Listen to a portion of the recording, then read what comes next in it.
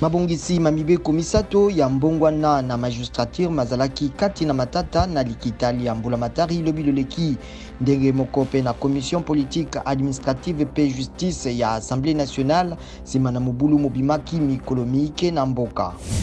Amida Chatour Kamere molongani ya Vital Kamere ya kokakite koyanola ye moko na bobengisa mina ye na parquet ya cour d'appel ya Kinshasa Matete vendredi.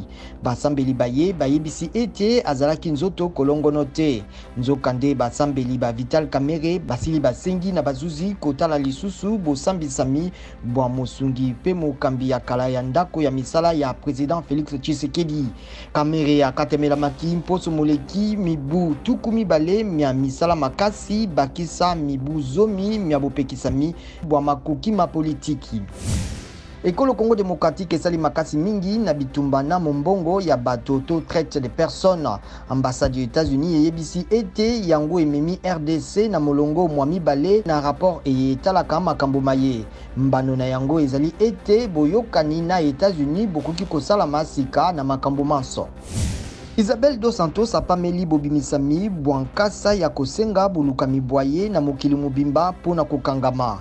Procureur général ya Angola asakolaki lobiloleki ete azali komilengele pona kobimisa mandat d'arrêt na ntina ya mwana ya mokonzi ya kala ya Angola pe molongani mwa moi ekolo Congo démocratique Sindika Dokolo. Isabel dos Santos afundami na kopengwisa misolo na mboka na ye.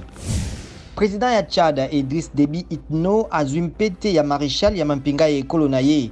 Assemblée nationale ya Njambena elobi ete asengeli na yango pona bitumba asalaka na badongolo miso to ba terroriste ya Boko Haram.